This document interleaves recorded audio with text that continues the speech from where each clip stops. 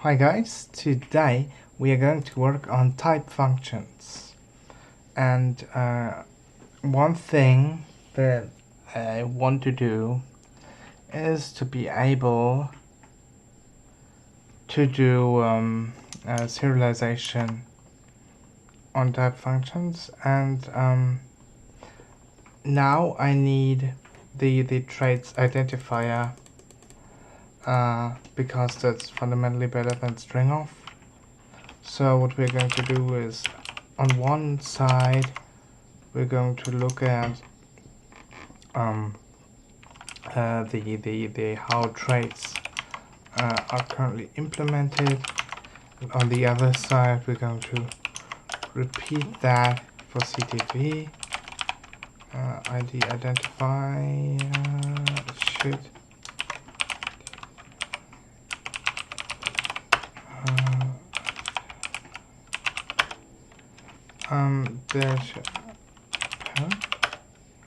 there should be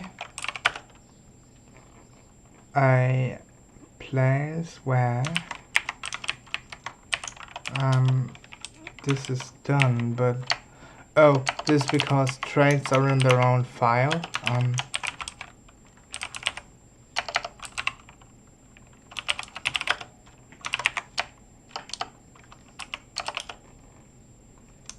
Their identifier.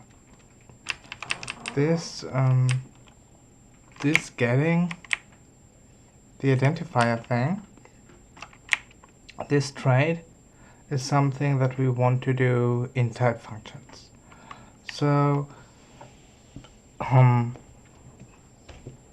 we first copy this. We know that it should have one argument, and we know that the type of this argument should be a t-alias. A t-alias means that this is a thing that type functions can work on. Now we can't really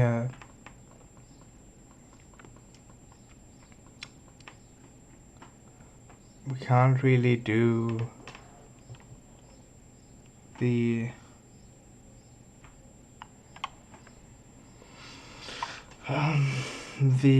error thingy. That one we can't do, the dim error, because that would mean that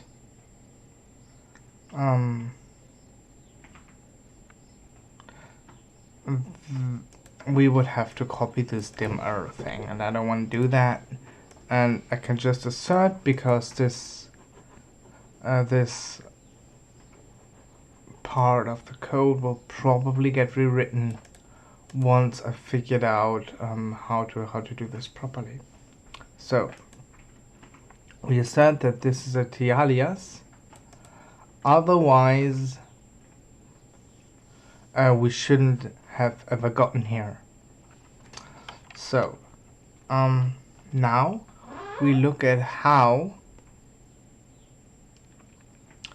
this works. So this takes the first argument, takes it as an object, then it checks if the object is a parameter. If it is a parameter, it errors if the parameter has no identifier, and it returns an error expression. If it has the identifier, it sets ID to that identifier. Otherwise, it tries to get a D symbol without expression context. If it can't get that, then it says this thing has no identifier, and otherwise it says ID to as ident. So I guess we can just we can just do it the same way. We give us an identifier ID, And then we do, well, I'd say we can get away with just getting a D symbol without expression context, because the only thing that this can be is a variable declaration, right? Because we will get the alias variable that has been passed in. So I think we can just do, say,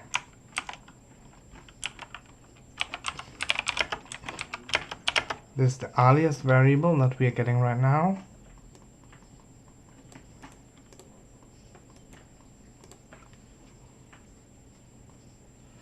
This is not the actual thing, but just the alias variable. Then we get the value from that.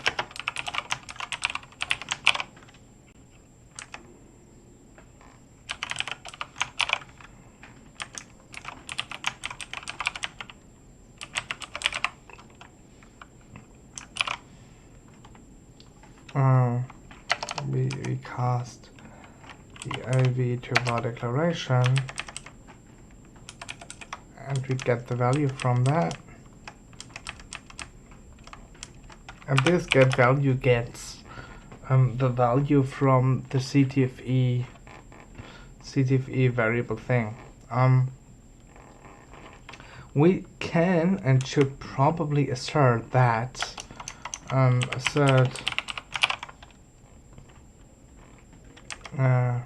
yeah, I guess we can say alias variable declaration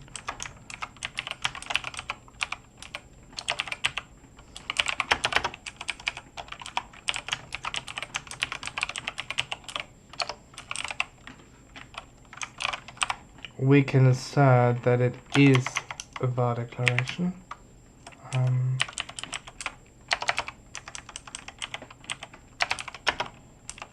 And then we assert that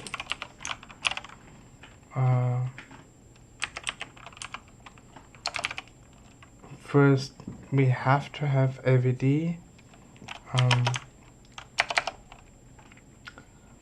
otherwise something is really bad here, and then we can just get that from AVD. There.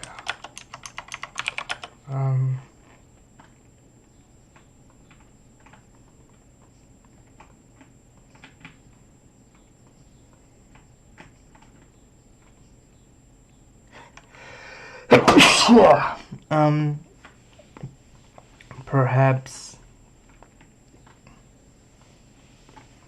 we should give this a certain message, since it doesn't really hurt, such as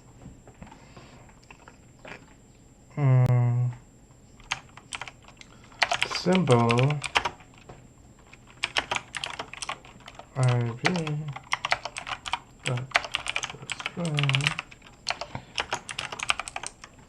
is expected to be an alias variable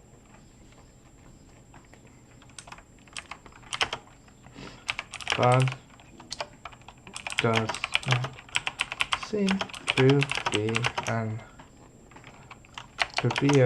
var declaration.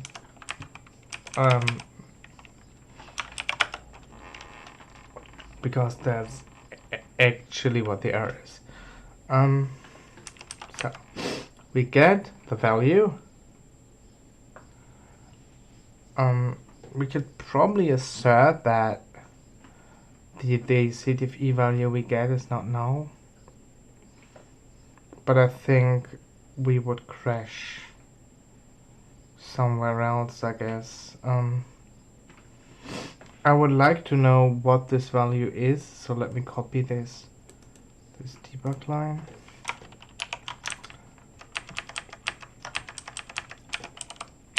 And then we should be able to see what's going on. Identifier trait, that thing, should help us to know what's going on. And when we have the value, all we have to do is do the same thing as we do here. We want to get the symbol out, or the type if it is a type.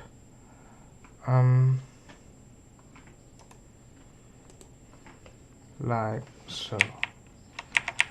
And that's now the actual D symbol.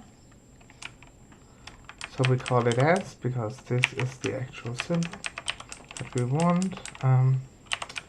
If we don't have S, then we couldn't get the symbol from the value. And now that we have the symbol, all we need to do is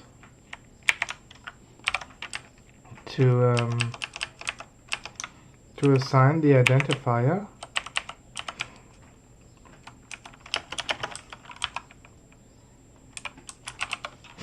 And maybe we will have to make this work for parameters as well, though I'm not quite sure when that would happen.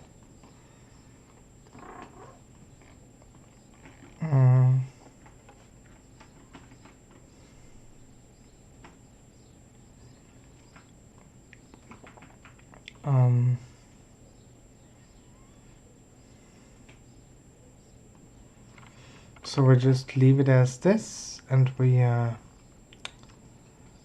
have to return a string.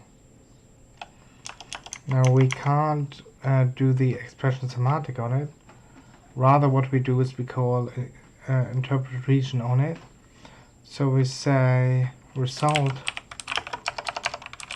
equals.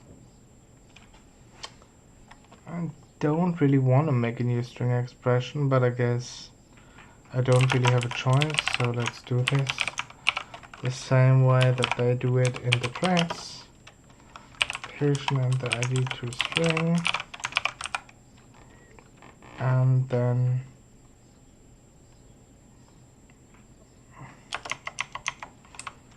result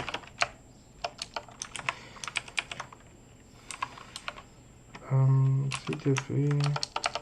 Now it's called interpret region.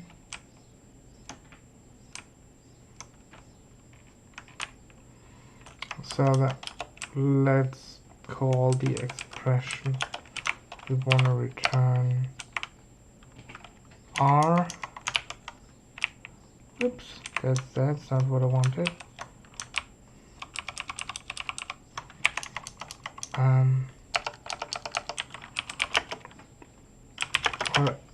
Or as the for string expression, which is also how traits does it. So we interpret that I state, and I think that's it.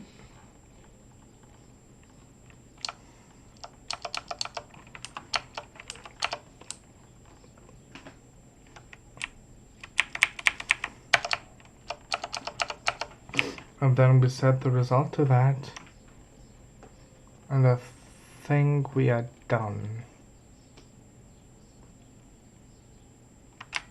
And we may not even have to interpret that.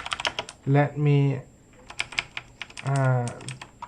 check this out without eagerly interpreting it, because I think somebody else is gonna call interpret on this. Okay, now we compile. Is var declaration. I'm sure the only thing that happened is I made a typo. So I will just insert the what I just copied, and if that's all that went wrong, then this was successful. Now, if this has worked, then I can remove this one and add this one in, and let me remove everything that's not the fully qualified name test here, just to make it a bit quicker.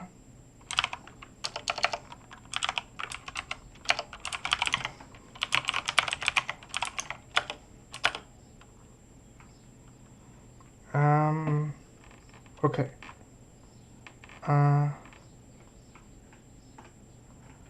I get an undefined identifier parent, which is not good. So that would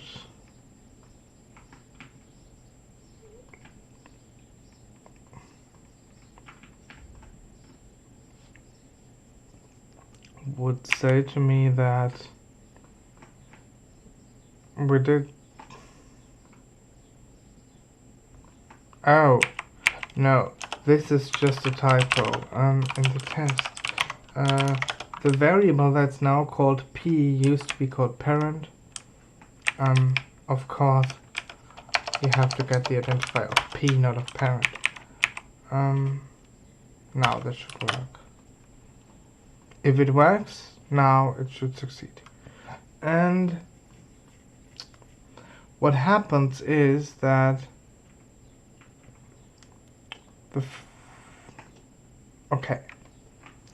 we get xx.p.p.p.p because we are getting the identifier of the alias itself. We don't get the identifier of the actual type variable, which is what I thought I avoided, but we also don't see CTF-E being triggered here, so I'm wondering if we manage to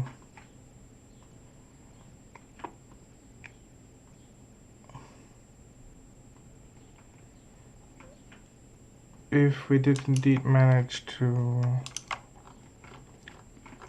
So first let me remove the printfs from the parser. That one, advanced to token. That thing we don't need right now. There we go.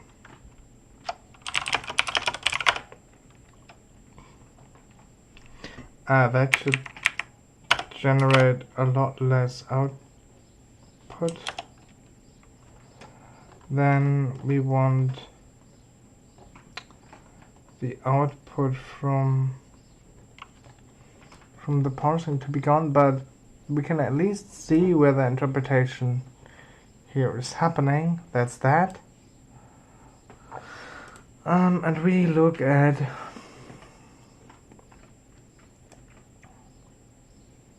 this expression resolve. So first we get assign the s as the t.string of, that is xx, which is correct. Then we set p to t.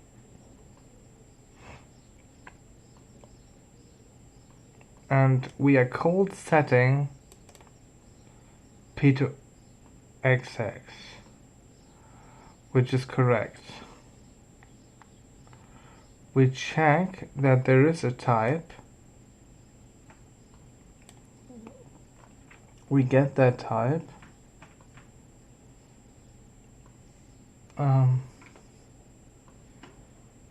now we do the trade's parent. Trade's parent gets the correct thing,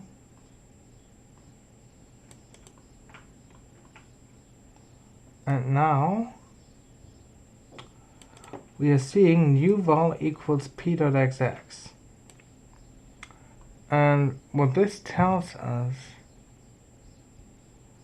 is that we never got to intercept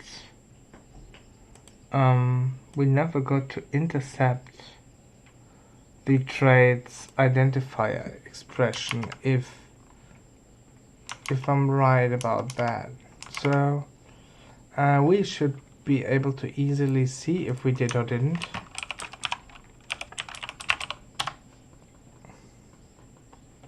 Because we would definitely have gotten this printf if we would have been able to intercept the trade's identifier thing.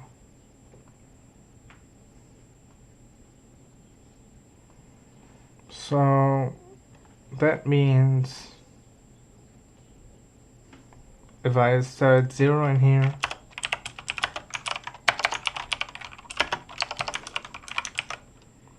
which will halt the compilation, this should never be hid. So this will still succeed and still put the error, and that tells us that this trace expression never got to here. So it was already being processed. I think I just selectively disabled doing trades for parent. So let me go back to the trades, and so I do parent, and there, yes, this little piece of code that checks if the type is a t-alias, return. First, set the type of the expression to t-alias, so we know that CTF-E has to resolve it, and then return.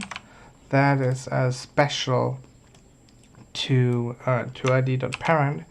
So if we put that into ID identifier, like that,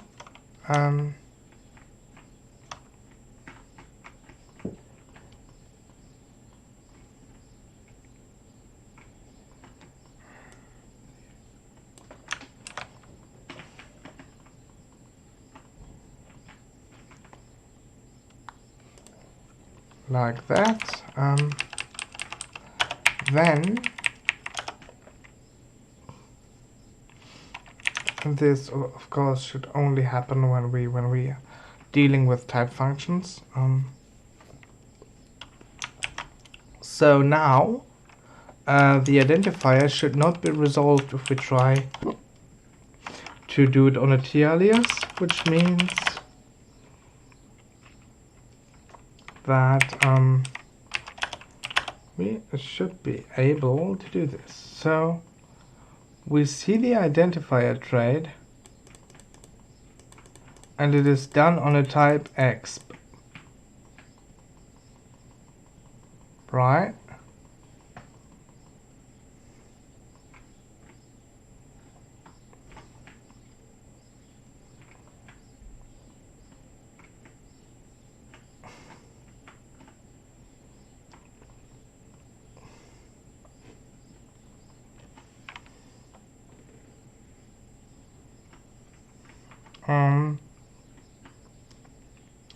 And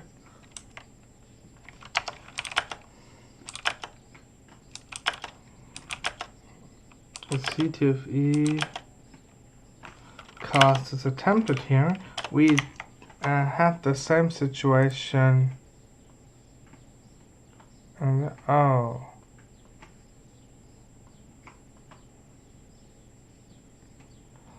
So we see the identifier trait.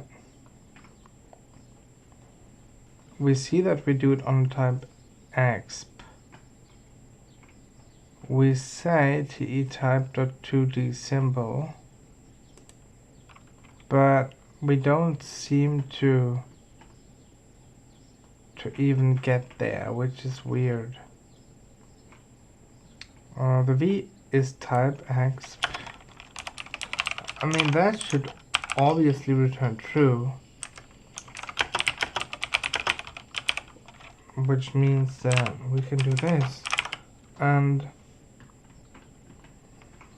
I don't see why te add a type.2d symbol would fail, but we can easily check if we get there by saying 2d symbol did not fail.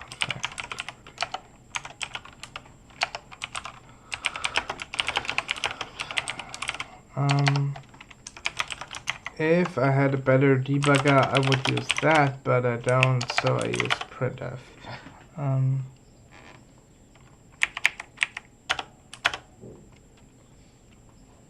So the 2D symbol did not fail. That means that this place where we try to do the cast happened somewhere else.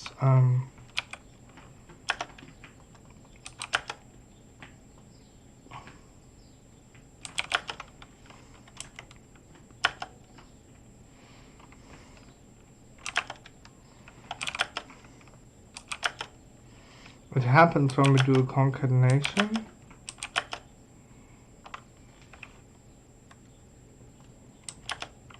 Interesting.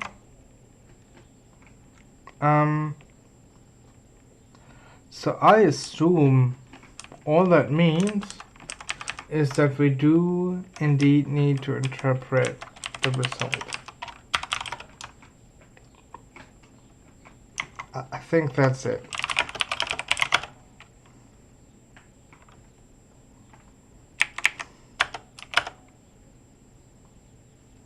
Okay, that's not it. I mean, that may be a problem as well, but it doesn't seem to be the problem.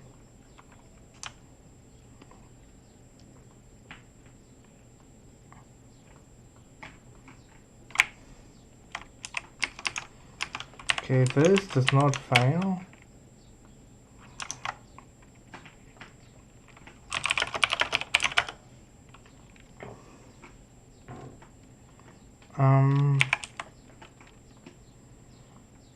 As far as I can see,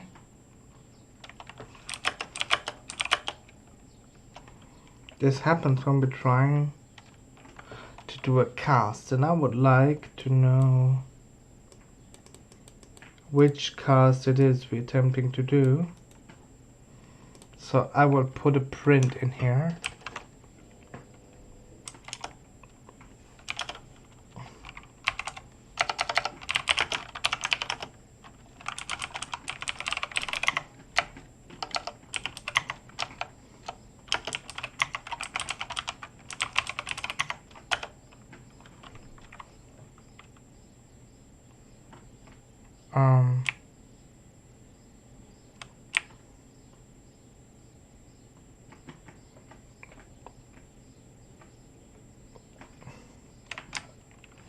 Or rather, I just comment out this debug log, and I just need to remember to comment it back in.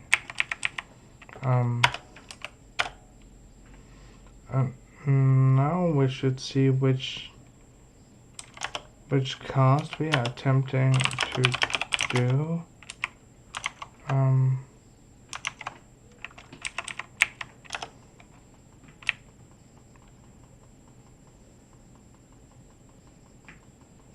I would have hoped.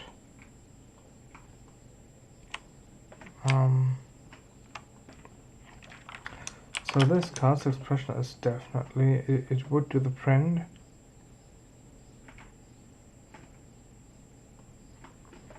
weird. So for if we are casting to alias,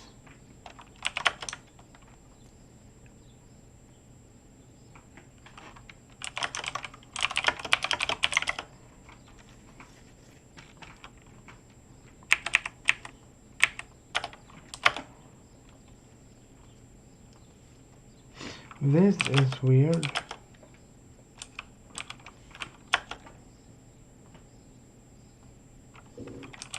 Because we should have fit a print.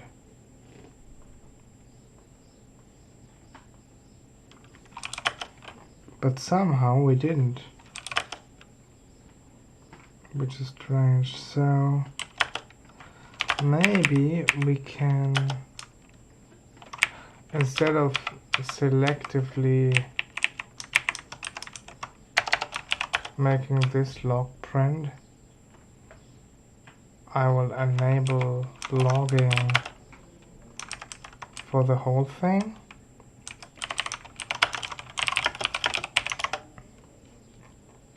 And that will produce a lot of output, but it will tell us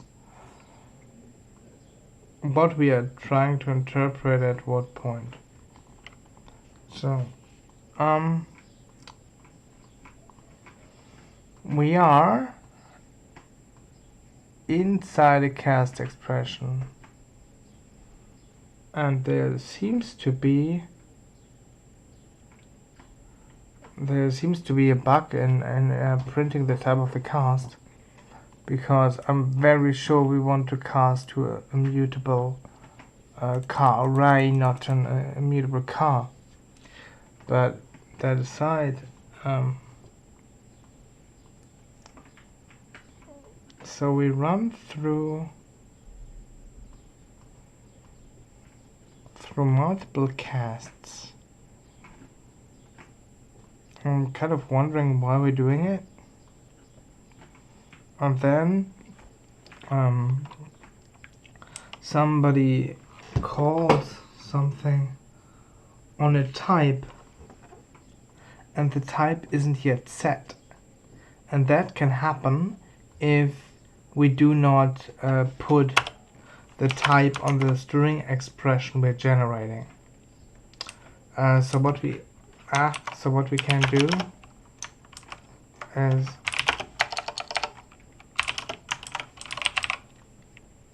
here we just put the type in.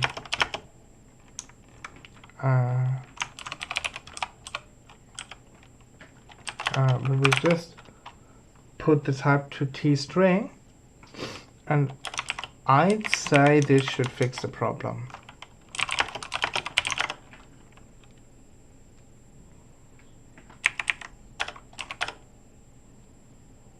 And yes, and it says cannot cast X to immutable card compile time, which is very reasonable and makes me think maybe I have written the wrong code in here.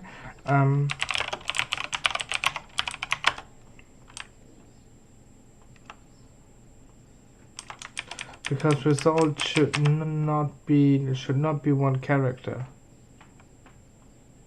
Certainly not. And result is a string.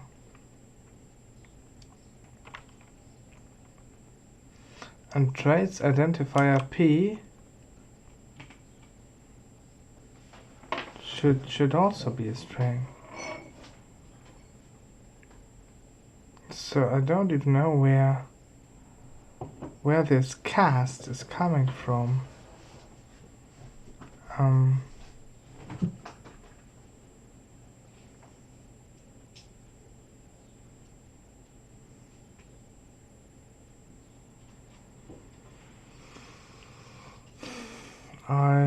I couldn't tell you.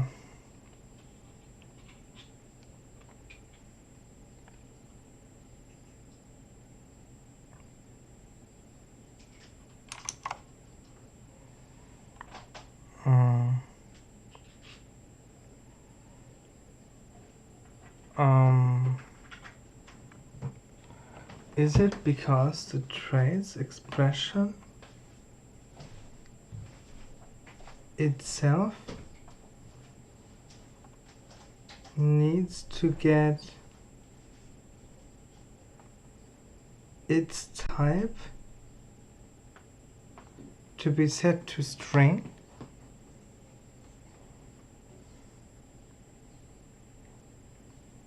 because it seems to be a t-alias.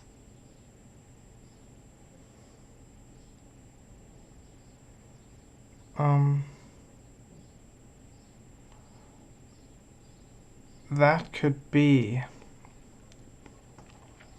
that when we are doing type checking on this, we also need to set e.type to type to string. That may fix our problem. I'm not 100% certain it will, but it may. No, because we're doing it too late. So the reason this cast is here, first off, this is wrong because it tries to cast the string to a character, but whatever.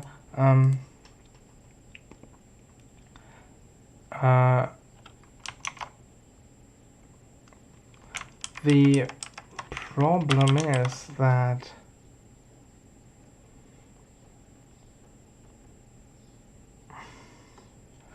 we're not returning a symbol. We are returning a string from something that said it was a symbol. So what we have to do is to mark this trace expression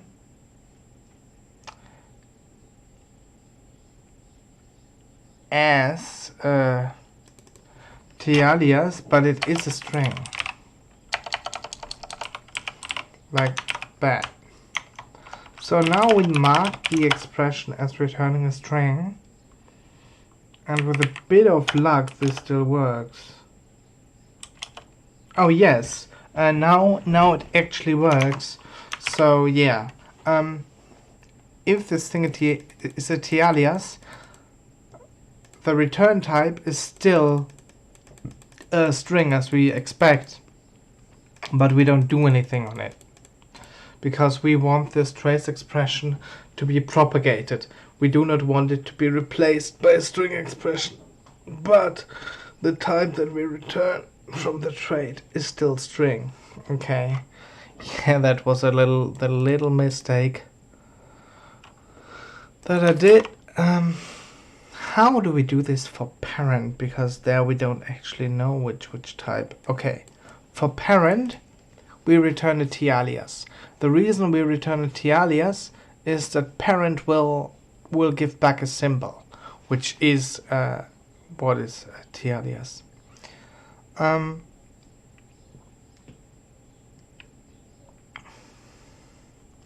We could also look at what the type of symbol to exp is, because that would be a correct type as well, but I'm not sure. Okay. Has member get overloads virtual functions, that stuff. It might be a very good thing to do get member.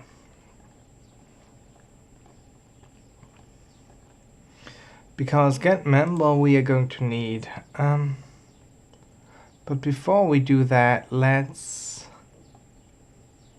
have a look at how much of this we duplicated and whether it would be possible to just call semantic traits once we know which alias to place in there, because then we wouldn't have to duplicate all this stuff.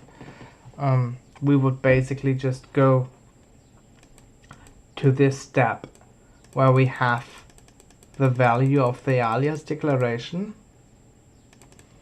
and we would put that. So after this, we do this. We put the S into the expression,